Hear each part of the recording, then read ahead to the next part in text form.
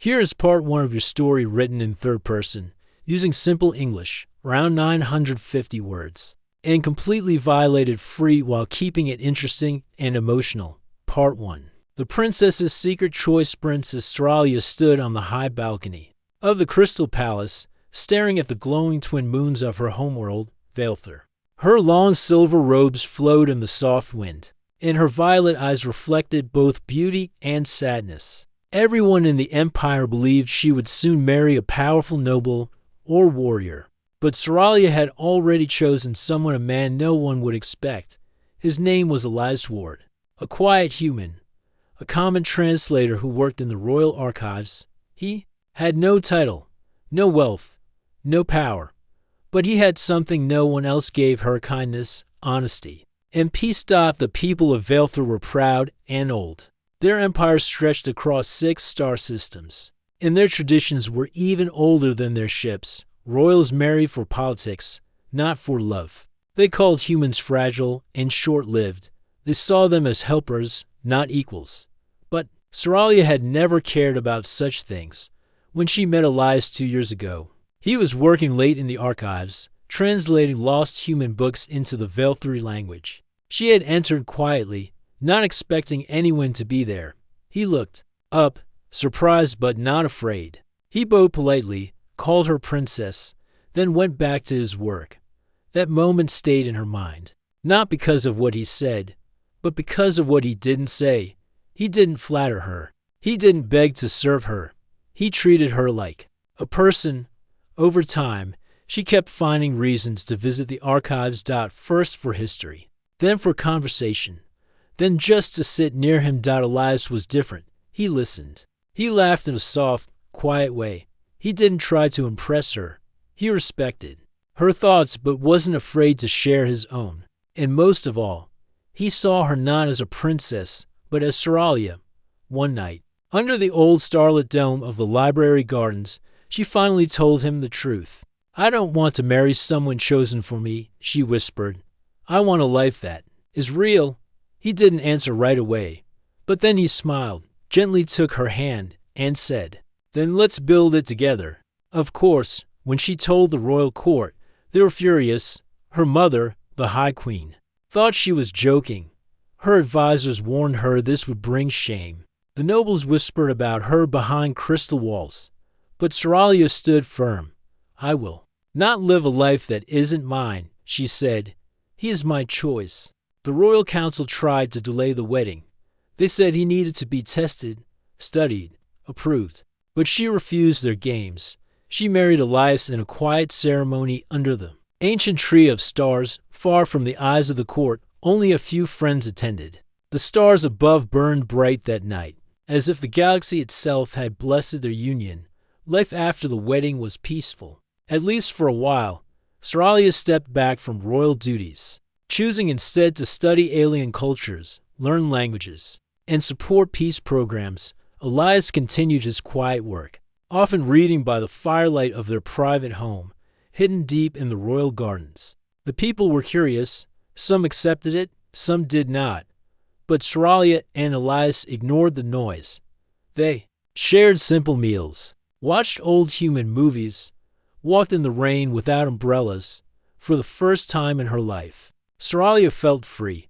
But far beyond the stars, something was changing. In the dark regions of space, a signal pulsed, one that hadn't been heard in centuries. A forgotten warlord, Karzik the Broken, had returned, once banished by the old empire. He had spent decades in the shadows, building an army from exiles, machines, and mercenaries. Now, with new power and ancient hatred, he planned to strike back. His first target was Vaelthur, and his first message was simple: your bloodline is weak, your throne will fall. Inside the Crystal Palace, the High Queen gathered her war council. She feared the old stories were true, that the exiled warrior had returned. She ordered the fleet to prepare, and the palace to tighten security. But Seralia refused to hide. "If our people suffer, I won't sit in a tower," she said. Elias supported her decision, but he was worried. He sensed something was coming, something bigger than politics, something older than war. That night, he stood on their balcony, staring up at the stars, quiet and thoughtful. Soralia walked beside him. "Do you regret it?" she asked, "choosing this life with me?"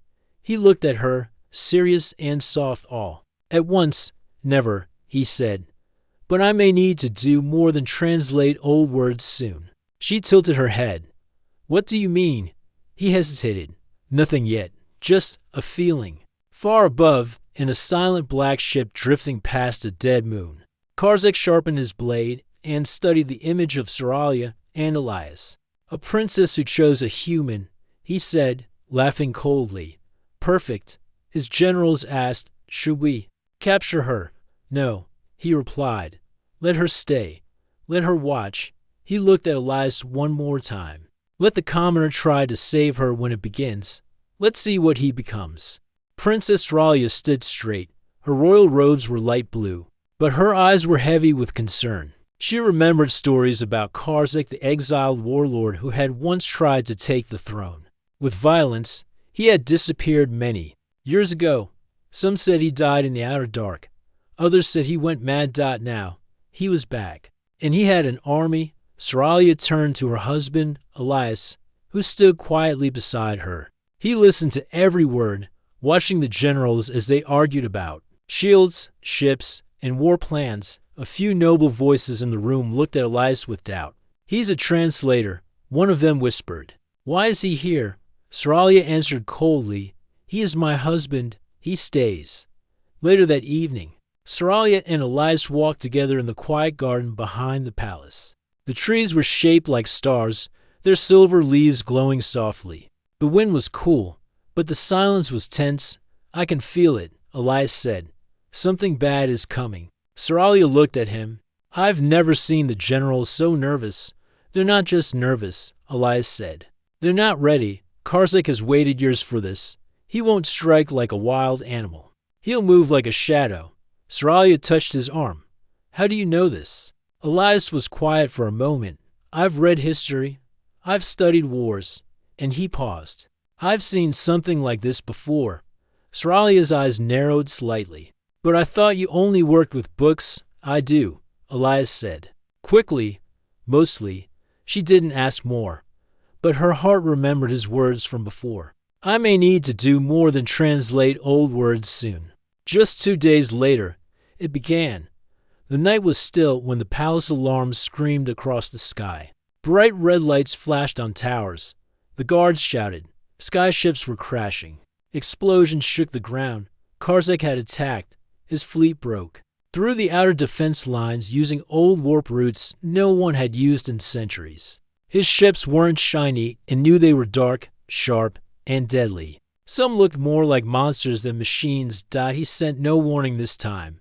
No speech. No message. Only fire. Soralia tried to reach her mother in the war chamber, but the halls were full of chaos. Guards ran, servants screamed, and thick smoke filled the corridors. Elias grabbed Soralia's hand. "We have to go now." "No, we must stay and fight." "Not like this," Elias said. "You're too important. If they take you, Velther is finished." A soldier ran up. "Princess, the queen ordered you to escape. There's a hidden path through the garden. Take it now." Soralia hesitated. "Come with me, Elias." He shook his head. "If I go with you, they'll follow. I need to pull them away. I promise I'll find you again." "No," she said. "I won't leave you." Elias looked her in the eyes, firm, but gentle. "You must." He kissed her forehead quickly, then pushed her toward the guard. "Go. Run."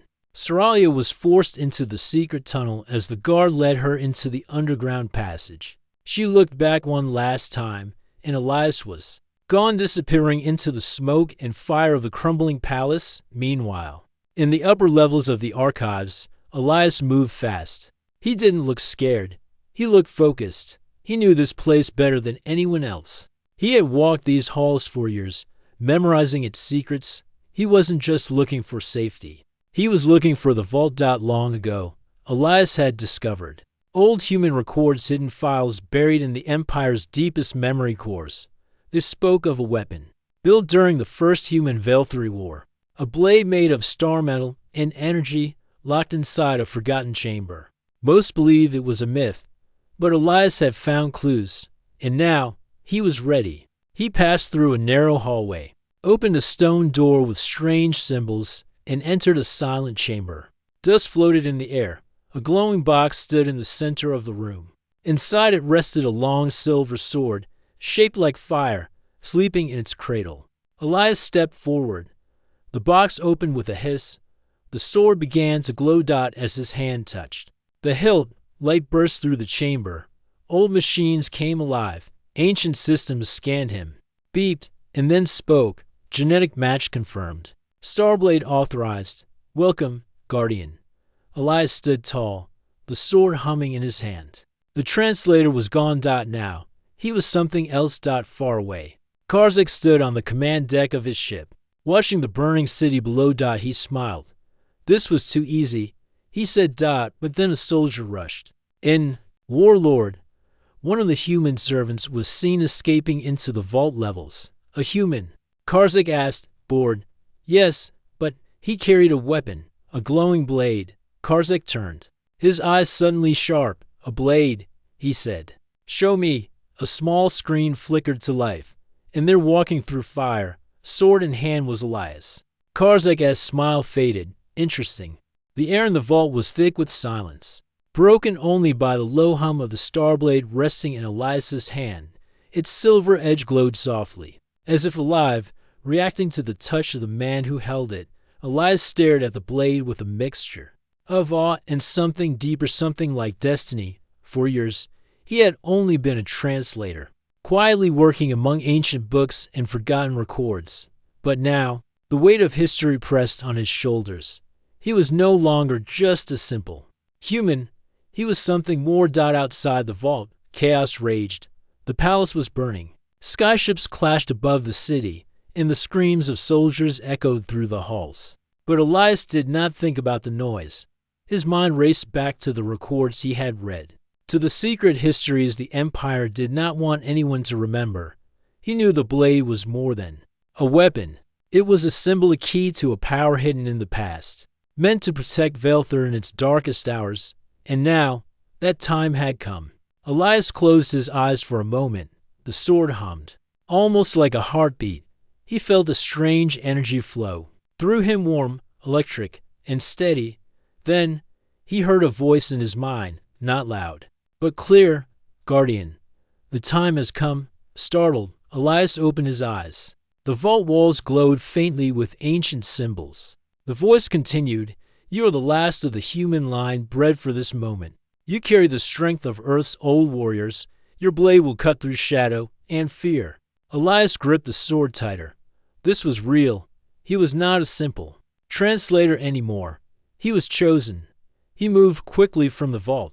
The corridors outside were damaged but still held guards, some loyal to the queen, others caught in the chaos. Elias did not stop to explain. The sword's glow lit his way, and with it, enemies fell back in surprise. The guards hesitated. Who was this man with the blade of light? No one had seen such a weapon in centuries. But Elias only had one goal: find Nessire Elia. Meanwhile, far from the burning palace, Saralia ran through hidden tunnels beneath the city. The secret passage was damp and dark, but her feet moved fast. She clutched a small data crystal and encrypted message she had sent to resistance groups. She could not stay in the palace. Karzak's forces had taken control, and every hour, the city grew darker under their rule. But Saralia refused to give up. She stopped for a moment. Catching her breath, she thought of Elias, the man she loved, the commoner who had become so much more. She wished he was with her now, back in the palace. Elias reached the war room, a large chamber filled with flickering holoscreens and desperate faces. The queen was there, seated but alert. When she saw Elias, her eyes widened in shock. Who are you? A general demanded. Elias lifted the glowing sword. I am Elias Ward, he said firmly, and this is the Starblade of Earth's old guardians. I am here to save Velthor.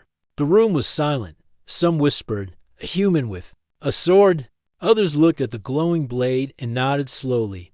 The queen's gaze softened. Then show us what you can do, she said. Outside, Karzak watched from his command ship. The glowing sword was not what he expected. He spoke to his generals, his voice cold. Prepare for war. That human is more than a servant. If he carries the Star Blade, he carries the old power. His warship trembled with energy. The warlord tightened his grip on the console. We will see if his blade can cut through my army. Elias trained quickly. With the Queen's soldiers, the Star Blade was light in his hand but powerful when he swung it. Arcs of energy tore through enemy drones and barriers. His moves were not perfect, but they held the promise of hope. Saralia watched him with growing admiration. The man she thought was a commoner was becoming a warrior, a leader. One evening, under the fading light of the Velthari moons, Elias stood beside Saralia. "I am ready," he said. She smiled, but fear lingered in her eyes. "Ready for what?" "To fight for us, to bring the Empire back." Karzik launched his next attack with full force. His armies poured into the city's outer rings, destroying everything in their path. Buildings fell, skies burned, and hope seemed to slip away. But Elias and the Queen's forces did not retreat. With the Starblade lighting their way, they held the line. During one fierce battle, Elias faced a monstrous war machine, its metal plates thick, its weapons deadly. The soldiers froze. But Elias stepped forward with a single powerful strike. The Starblade sliced through the machine's armor like glass. Sparks flew, and the machine fell silent. The soldiers cheered. Elias was no longer just a man. He was a symbol. Late that night, Elias stood alone on the palace rooftop. He looked up at the stars, the same stars he had read about in ancient books. He thought of Earth, of the humans who had fought long ago, and of the promise he now carried. His hand rested on the Starblade. "Thank you," he whispered softly. Behind him, footsteps approached. Saralia came close. "You're not alone in this," she said. He turned to her, hope shining in his eyes. Together, they looked out at the war-torn city below, knowing the hardest battles were still to come. The night sky over Velthar was alive with fire and sound. Explosions lit the clouds red and orange. Skyships roared as they battled high above the shattered city. The war was no longer distant. It had reached every street, every rooftop. Elias stood on the balcony of the palace, the Starblade glowing faintly at his side. Around him, soldiers prepared for the next fight. His heart was heavy but determined. Beside him, Princess Saralia looked out across the burning city. Her eyes shone with both fear and hope. "How can we protect our people from such darkness?" she asked quietly. Elias turned to her. "We fight, and we fight together."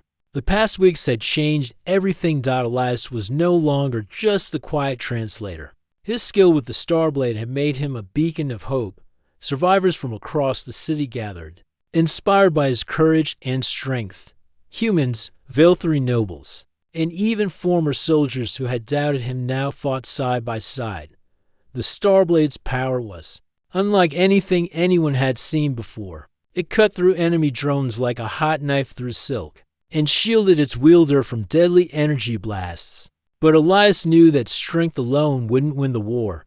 He needed a plan. Deep in the royal war room, with maps and holoscreens glowing all around, Elias gathered his trusted leaders. "We cannot hold the city forever," he said. "Karzik's forces grow stronger every day. If we wait for him to strike again, we will lose everything." One of the generals, a tall Velthari named Rhinos, frowned. "Then what do you suggest, human? We attack their ships in space." "That's madness." "No," Elias replied. "We strike at their heart, their war factories, their supply bases in the outer rings." Saralia nodded. "If we destroy their factories, their army will slow. They can't fight without machines." The leaders whispered among themselves. It was risky. The enemy was strong. But there was no other choice. Elias's new team prepared for a daring attack. Under cover of night, they would fly in small ships to the enemy's main factory. It was deep inside a ruined mining complex on the planet's dark side, difficult to reach and heavily guarded. Elias stood before his team, his sword at his side. "This mission is dangerous," he said, "but it is our best hope. We fight for our home, for our future." His voice was steady, calm. The soldiers looked at him, trust shining in their eyes. As their small squad moved through the city toward the launch bay, Seralia stayed behind in the palace. She worked with the resistance, sending secret messages and organizing safe zones for civilians. Her heart ached to be with Elias, but she knew her role was just as important. The squad's ships rose quietly into the starry sky. They slipped past patrols and enemy sensors, moving fast toward the mining complex. When they reached the target, alarms immediately sounded. Enemy fighters scrambled, lasers fired into the dark. The battle was fierce. Elias led the charge, Starblade glowing brightly in the black night. His sword cut through drones and enemy soldiers alike. His moves were swift and sure. Powered by the strange energy inside the blade, he felt a new strength, rising in him, a connection to the warriors of old Earth, to the heroes written in forgotten history. The squad fought bravely, but they were outnumbered. Just when it seemed they might be overwhelmed, a group of unexpected allies arrived. Velthari rebels from the city's underground resistance had followed Elias's messages. They struck from behind enemy lines, tearing apart supply routes and creating chaos. The battle turned, with the rebels helping. Elias's squad destroyed the war factory's power core. Huge explosions rocked the complex, sending fire and smoke into the sky. Elias watched the destruction with a fierce smile. "This is just the beginning," he said. Back in the city, the people heard the news. Stories spread fast of the human with the glowing sword and the brave rebels fighting back. For the first time in weeks, hope grew in hearts darkened by fear. Seralia read the messages from the front lines, her heart lifting. She walked through the palace gardens, the stars shining brightly above despite the fires below. Elias had become more than her husband. He was becoming a symbol of resistance, a hero. But even as they celebrated, danger loomed. Karzak's voice echoed through secret channels. "Let them burn," he said coldly. "Their hope is weak. I will crush it with fire." His fleet prepared for a massive attack. The next day, skyships filled the skies above the capital. Karzak's forces came to end the rebellion once and for all. Elias stood with his soldiers on the palace walls. "We will not let our home fall," he said. The battle began. Sky fighters danced in deadly loops, firing bright energy blasts. Explosions shook the ground. Elias moved through the fight like a storm, the starblade flashing. He cut down enemies with fierce skill. His sword's energy shield blocked deadly strikes. Beside him, Seralia directed reinforcements and cared for the wounded. Together, they fought as one. Hours passed. The battle seemed endless. The sky filled with fire, but the defenders held. When the last enemy ship finally fell, cheers erupted across the city. Elias and Seralia stood together on the palace balcony, tired but victorious. Seralia smiled, her hand finding Elias's. "We survived." He looked at her, eyes shining. "And we will fight to the end for our people." But Elias knew this victory was only the start. Karzak was still out there, planning his next move, and the war for Velthar's soul was far from over. The fires had barely cooled from the last battle when dark clouds began to form over Velthar. These were not clouds of weather, but clouds of war, massive warships, heavier than anything seen before, moving slowly across the stars. The enemy had returned, and this time, Karzak was leading them himself. Deep in the palace command hall, the leaders gathered. Tension filled the air like smoke. "They are preparing to strike from orbit," said General Rhinus, tapping on a glowing map. "Karzak's flagship is moving toward the throne world. They will try to destroy the palace from above." Elias stood quietly, his hand resting on the star blade. "Then we do not wait for them to strike. We take the fight to them." Seralia looked at him with both pride and worry. She knew his heart burned to protect the people. But the danger was great. Still, she nodded. "The people believe in you. Elias, I believe in you. But you must come back." He gave her a gentle smile. "I will." The plan was simple, but bold. Karzak's forces were huge, but slow. His ships carried powerful weapons, but they took time to charge. If Elias and the strike team could reach the enemy's main command ship before the full attack began, They could stop the siege from ever reaching the surface. A small squad of elite Velthari fighters joined Elias. Together, they entered a stealth ship, painted black and shielded from most sensors. They flew low, dodging enemy patrols and asteroid debris. Far above, Karzik stood at the window of his ship, staring down at Velthar with cold eyes. Prepare the main cannon, he ordered. Let them see how empires fall. But as the weapon charged, Elias's team landed silently on the enemy hangar deck. They moved quickly, taking down guards, moving through shadowed halls. The inside of the warship was dark, cold, and made of thick metal, like a giant beast. Asleep. Suddenly, alarms rang out. The enemy had spotted them. Move, shouted Elias, leading the way. The Starblade cut through doors and enemy machines with ease. The Velthari fighters followed close, fearless now, for they had seen Elias fight. They trusted him with their lives. Back on the planet, Soralia watched the skies from the palace balcony. The clouds above shimmered with growing energy. The enemy weapon was almost ready to fire. People gathered in shelters, praying and hoping. In the command center, Soralia picked up a communication signal. A voice, clear and calm. This is Elias. We're aboard the flagship, going for the core. Her heart pounded. May the stars protect you, she whispered. Inside the enemy ship, the battle grew harder. Karzik's elite guards, tall, armored warriors with laser halberds, blocked the main hallway. The air crackled with heat and sound. Elias stepped forward. Stay behind me. He raised the Starblade, and it flared bright with energy. The fight was fierce. Sparks flew.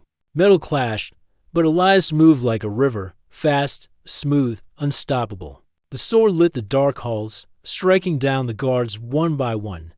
Behind him, his team advanced. Finally, they reached the control room.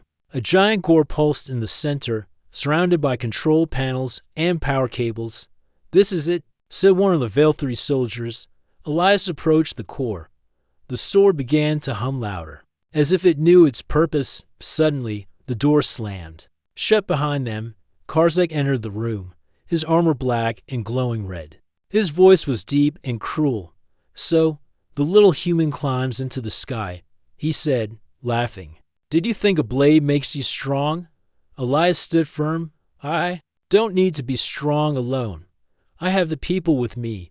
I have hope. Karzik roared and charged. The two warriors clashed in a storm of sparks and sound. Elias fought with focus and fire. The blade danced through the air, striking again and again. Karzik's weapon was heavy and brutal, but Elias was faster. The duel shook the room. Sparks flew from the floor. Alarms screamed as the power core grew unstable. Finally, with one strong swing, Elias struck Karzik's weapon from his hands. The warlord fell to one knee. Elias stood over him, sword raised. Karzik growled, "Finish it." But Elias shook his head. "I'm not like you. I don't kill because I can." Instead, he turned, drove the blade into the control panel, and overloaded the system. The core began to explode. "Run!" Elias shouted. The team escaped the control room just as flames burst from the walls. They reached the hangar bay and launched their ship seconds before the enemy flagship exploded behind them, in a massive blast of light and metal from the planet. Below, people looked up and saw the fire in the sky. Soralia watched in awe, tears in her eyes. "He did it," she whispered. The next day, the skies were quiet, without their leader. The enemy army fell into confusion. Many surrendered, others fled into deep space. The throne world was safe for now. Elias returned to the palace, tired and bruised but alive. As he stepped off the ship, Soralia ran to him. "I told you to come back," she said with a smile. He laughed softly, "And I always will." Later that evening, Elias stood before the people in the main square. The queen placed a golden medal on his chest. "For courage, honor, and heart," she said. The crowd cheered, but Elias raised his hand. "I am not a hero alone. We won because we stood together. Human or Velthari, it does not matter. What matters is unity." The people cheered again, louder this time. But as peace returned, Elias could not shake one thought.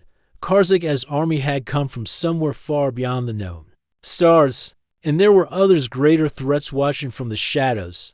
This war was won, but the future still held unknown dangers. The streets that once burned were now filled with builders and farmers. Families returned to their homes, children played in the ruins, smiling again. The people were tired but hopeful. At the heart of the city, the palace stood tall, shining under a clear blue sky, and in the palace garden, Elias walked beside Saralia, hand in hand. "It's peaceful again," she whispered.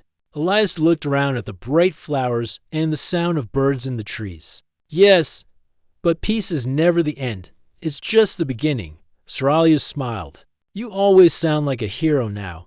He laughed. "I still forget which fork to use at royal dinners." They both chuckled, but deep inside, Elias felt something strange, a silence, a warning. That night, Elias sat alone in the old war room, looking at the stars through the large glass ceiling. The star blade lay on the table beside him, glowing faintly. Suddenly, the blade pulsed. A deep, soft light surrounded it. Symbols floated in the air. Not Velthari, not human, but ancient. Forgotten. A low hum filled the room. Elias stood. Slowly, "What is this?" Then a voice echoed in his mind. "The blade has awakened. The true war is coming." Elias's heart froze.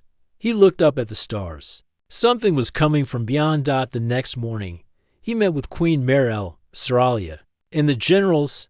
"There's something out there," Elias said. Karzik was not alone. He was just a piece of something greater. The generals looked uneasy. "But we just ended a war," one said. Elias nodded. "Yes, that's why we must prepare now, while we have time." Queen Merel agreed. "Then we will not wait. Velthar will rise stronger." Elias stepped forward. "Let me go beyond. Let me find out what lies in the dark." Saralia's eyes filled with fear. "You just came back, and now you want to leave again." Elias took her hands gently. "If I don't, whatever is coming may destroy everything. I need to know what it is." She didn't like it, but she knew he was right. A week later, a new ship was ready, fast, strong, and quiet. It was built using both human and Velthari technology. Its name, Dawn Seeker.